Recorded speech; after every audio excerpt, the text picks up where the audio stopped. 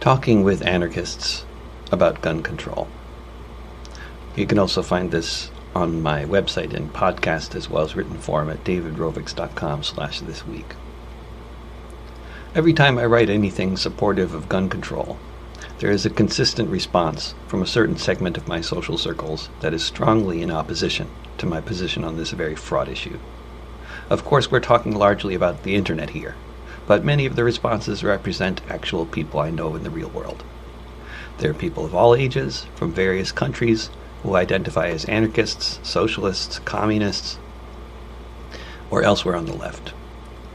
Demographically diverse, though skewing towards white male on the younger side and from the US, which may say more about my social circles than about anything else, and it's not particularly relevant. The point is, from my vantage point at least, there is an abundance of people on the left who seem to be seriously opposed to any kind of gun control laws, for all kinds of reasons. Those are the folks I'd like to speak to now. Most of the voices in support of gun control laws out there are not necessarily coming from what we might call a radical left orientation. The hypocrisy of liberals who support spending hundreds of billions every year on the military, but complain about the Republicans who don't want to pass gun control laws domestically, is easy to dismiss, as is the moralizing of pacifists. For whatever it may be worth, that's not where I'm coming from. I have a decades-long record of being called a terrorist sympathizer on the basis of the many songs I've written that are fairly explicitly supportive of historical and contemporary armed struggles around the world. I'm not a pacifist, moralistic or otherwise, and politically I have loads in common with the anarchists and communists who take issue with my support for the idea of gun control laws in the US. I think I have a solid understanding of where my fellow members of the far left are coming from on this, and for those who are willing to hear me out, I'll venture to unpack the conversation around 6 of the types of questions I encounter regularly. Number 1. Guns are a tool, though a potentially deadly one. Is the problem the tool, or how the tool is used, and who's using it or misusing it? Let's say we agree that guns are good for hunting and good for self-protection, but they can be misused for shooting school children or killing one's family, which happens somewhere in the US on a daily basis. What might be done to prevent misuse in terms of laws and regulations? I know many of us are very doubtful about the potential for the US government to pass useful laws, since it usually just makes everything worse. But just at least in principle, as someone who spends a lot of time in countries where governments are more interested in passing useful laws on occasion, let's say we were talking about cars. Cars are also a tool, and a deadly one. Tens of thousands of people die in the US every year from car accidents, about half as many as those who die from guns. In many other countries, guns hardly kill anyone. Cars are still pretty deadly most everywhere, though. In Stockholm, city planners decided a while back they were going to aim to design the city's streets, roundabouts, and other infrastructure in such a way that even if people drove recklessly, on purpose or not, they will find it difficult to get into a fatal accident. Without four-way intersections, if you run a red light, it's very difficult to have a serious collision, though it's easy enough to have a fender bender. As a result of decades of work on redesigning Stockholm's streets, the city achieved 0 traffic deaths over an entire year recently. If we were to treat guns as a necessary evil along the lines of cars and try to minimize their misuse without banning them, there are many different avenues to explore there, certainly including many of the types of things the NRA guys talk about, such as bulletproofing schools. But one of those ways to avoid the misuse of guns is to make at least some aspects of their misuse impossible. For example, by banning high-capacity ammunition magazines and the rapid-fire weapons that employ them, we can dramatically lower the death count, as happened during the years when the assault weapons ban was in effect in the US. Number 2. The state is the greatest purveyor of violence in the world today, and has a monopoly on the really big weaponry. Why should we unilaterally disarm and leave the police with all the guns? So, there's gun control already. It just doesn't ban high-capacity magazines and rapid-fire weapons. It does ban really big, even more rapid-fire weapons from being owned by civilians, though. We also can't have our own howitzers, shoulder-fired javelin missiles, tactical nukes, etc. But we can buy lots of guns, and we do, as do the cops. And what are the results? The cops kill several thousand of us every year, and we kill tens of thousands of each other.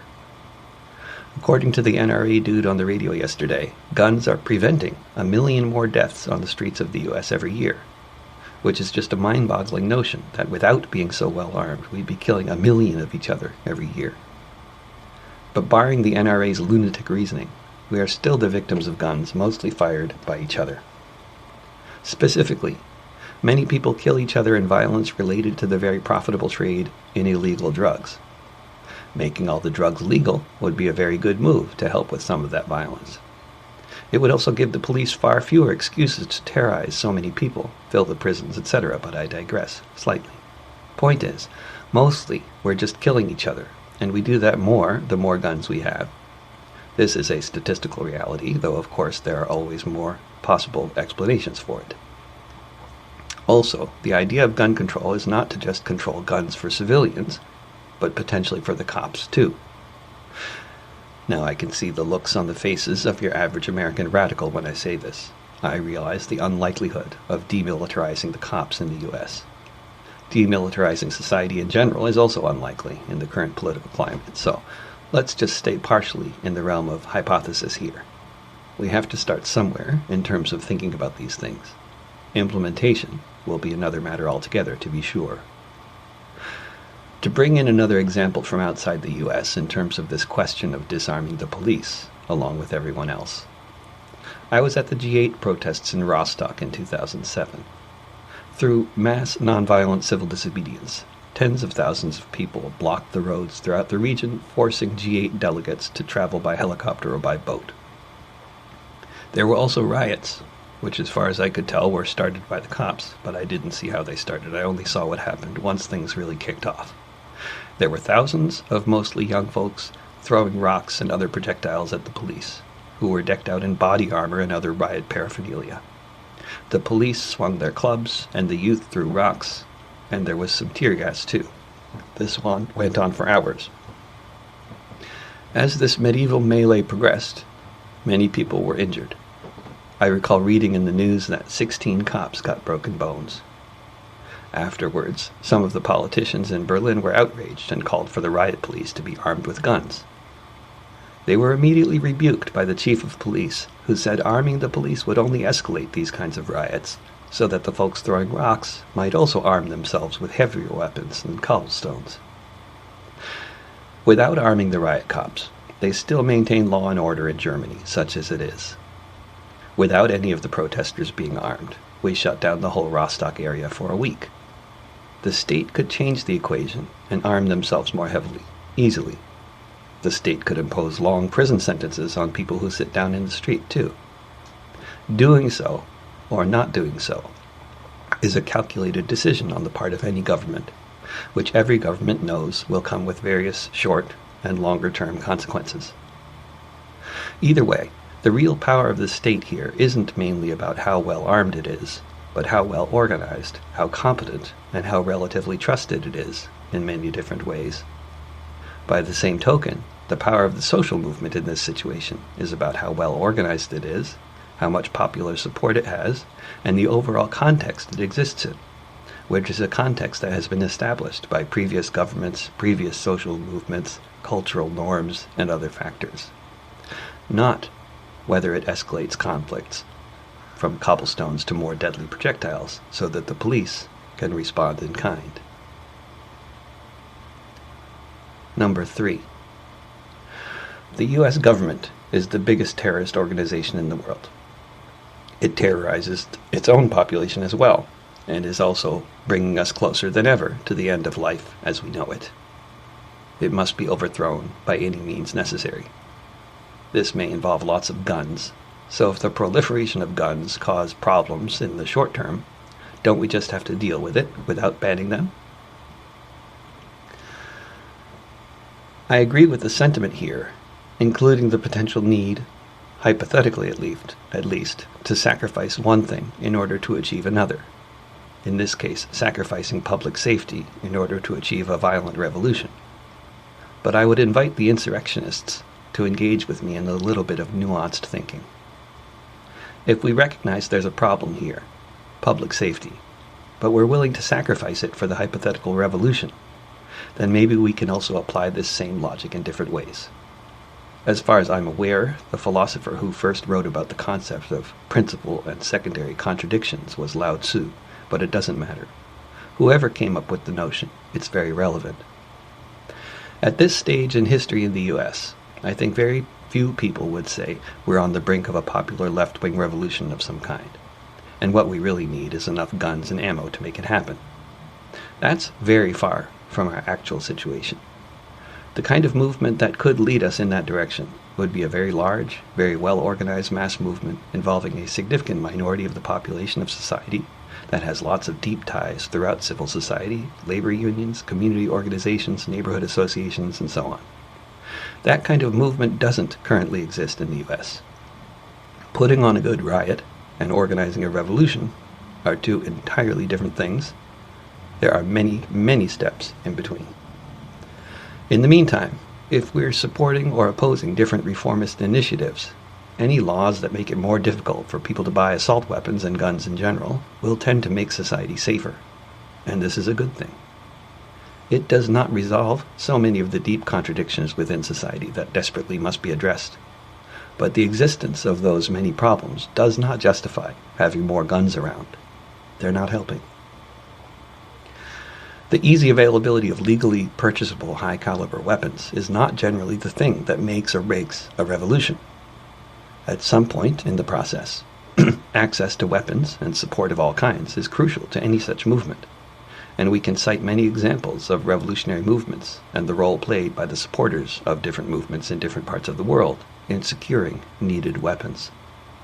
And of course, revolutionary movements around the world recently and historically are full of examples of soldiers and cops abandoning their posts and joining the movement too, which is often where the weapons used in revolutions come from in the first place. Plus, so many of the more explosive tools used by guerrilla armies, urban or otherwise, are illegal, even in the US. Revolutionaries tend to need to be creative and are not usually reliant on the guns they use being legal in the first place. Number 4. Gun control is just more reformism. The US is a failed state. We can't hope the state is going to fix our problems for us by banning guns, can we? The thing is, the fact that US society is so awash in deadly weapons is by design. It's been this way for centuries. What's changed is the weapons have gotten deadlier. But arming the white male population in this country has been government policy since long before the US was a country. It was part of the settler colonial project from the beginning. Speaking as a white male American for a moment, historically we have been the cannon fodder for settler colonialism, or the overseers, or the hired killers, depending on what the capitalists were looking for at the time. In other words, to a huge extent, we are just playing into the hands of the powers that be by opposing gun control. Of course, the police need to be disarmed and defunded, and a whole lot of other things need to happen. There's nothing smooth about any of these processes, if they can be called that. But there's no hope of demilitarizing the police if the rest of society is as militarized as it is. If we just take what is essentially an accelerationist position, that there's no hope for useful reforms, and the best we can hope for is for society to implode quickly so that we can somehow benefit from the chaos and make a revolution out of it, what we are actually doing is aiding the far right. I can't guarantee that. There are certainly examples in history where bread riots were instrumental in bringing on very progressive changes. But the kind of breakdown of social cohesion that we've been facing in this country for so long is not the kind of chaos that leads anywhere good. Flooding the country with inexpensive guns will accomplish just about as much as canceling the food stamp program, it seems to me. Not the kind of reform that would be helpful. Unlike more food stamps and fewer AR-15s. Number 5. The Proud Boys and Patriot Prayer go downtown with AR-15s, threaten us, and worse. Recently, they shot into a crowd of protesters and killed one of us in Portland. Don't we need to be armed too, to protect ourselves from them? Realistically, gun control just means fewer weapons on the streets. Norway already had strong gun control laws when a Norwegian Nazi went and killed 78 people in 2011. This can happen anywhere. People can get shot at protests in Norway too, but you'll have to go back quite a way to find a protest where something like that happened. Same with Cuba, incidentally, or most countries that aren't having a war. But in the US it happens all the time. It doesn't have to be this way. But laws that impact the availability of guns, or particularly deadly forms of them, such as rapid-fire weapons with high-capacity magazines, would not just apply to the left. We started carrying guns around at the protests because they were doing it. They started doing it because they were both allowed to by law and encouraged to by very rich and powerful forces in society. Having protests where there are opposing sides, both heavily armed, along with a heavily armed police force, hasn't been making anyone safer. People keep getting killed. Not that we're safe with only the police being heavily armed, but without the heavily armed civilians facing off, we seem to shoot each other less often. Number 6. If we ban guns, then we just make ourselves more vulnerable to state repression. Guns can help protect oppressed communities, don't they? Can't they? I'm a big fan of the Black Panther Party, the American Indian movement, the industrial workers of the world, and other liberation movements originating from the U.S. that at least partially involved the use of guns. And those would literally be the last sorts of groups I would want to see disarmed. But it was not mainly the fact that they believed in armed self-defense that made these organizations so threatening historically, or that led to their total repression by the very heavily armed forces of the state. They were threatening and violently repressed because they were massively popular and represented a real alternative to the capitalist, imperialist, racist, neocolonial status quo.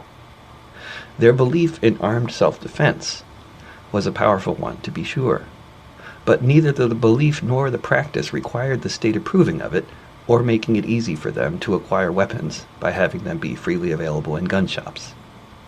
The Irish Republican Army also believed in armed self-defense and managed to acquire lots of weapons, none of them legally. I'm not making a pacifist argument here, to be clear. I'm not at all suggesting there's anything better or more moral, or even more effective, about the IWW or AIM having access to arms or not having access to arms.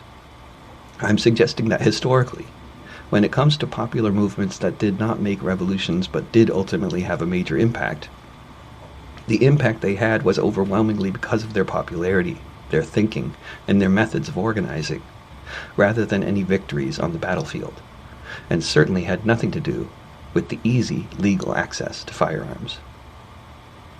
Although U.S. history, whether we're talking about last year or the last century, is very bloody, as is the history of much of the world, and armed movements can be instrumental in influencing the powers that be to make major reforms, once those reforms have been made, the forum of the struggle tends to change. It's a very rocky, uneven process, and I'm not suggesting otherwise. But generally, once things like the right for workers to strike was more or less established, and going on strike was no longer generally going to result in being massacred by the police, violent repression did not stop, but the largely unwritten rules of engagement did, to no small extent. And this happened in lots of different countries that could be mentioned, including the U.S.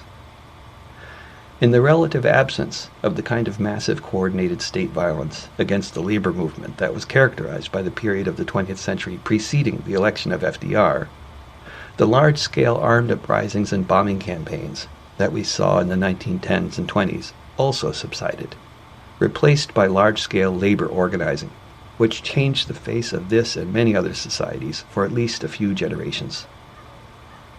On the island of Great Britain, the history is also stark.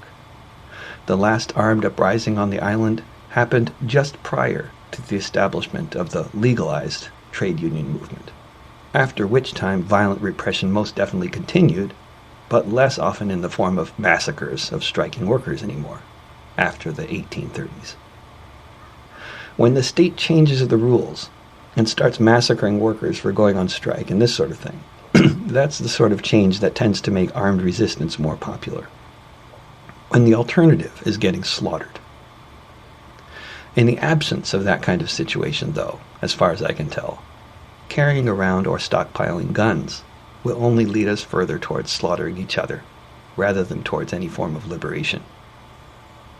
In conclusion, for what it's worth, I applaud the militancy of the many anarchists and communists out there across the U.S. that want to make a revolution and feel so committed to the idea that they are doing what anarchists and communists have been doing since either term has existed, namely studying history, political theory, getting involved with some kind of local organizing, and learning to be a good sniper. I would just strongly suggest that we're going to need a lot more folks involved with a lot of successful local organizing before those marksmanship skills might ever be useful.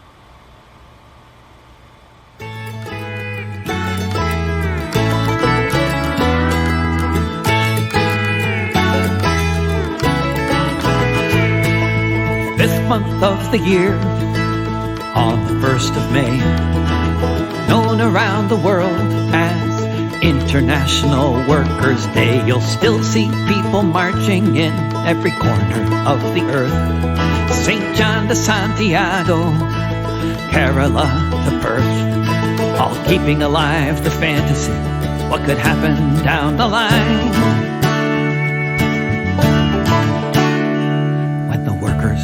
Of the world combined.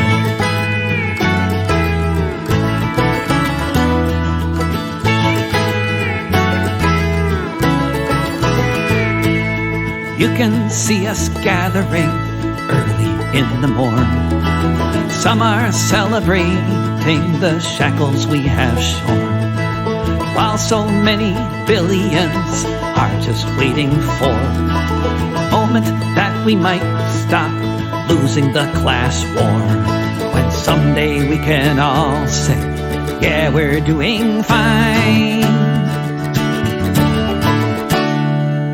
When the workers of the world combine.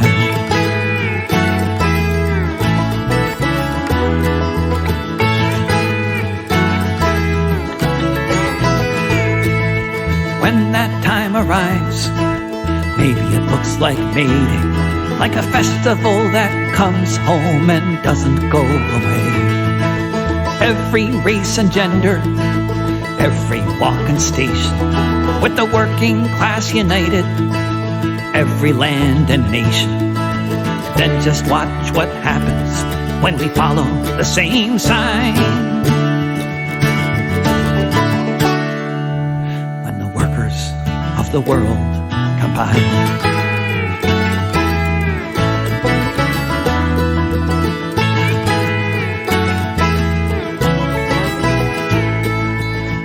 Month of the year, on the 1st of May, known around the world as International Workers' Day.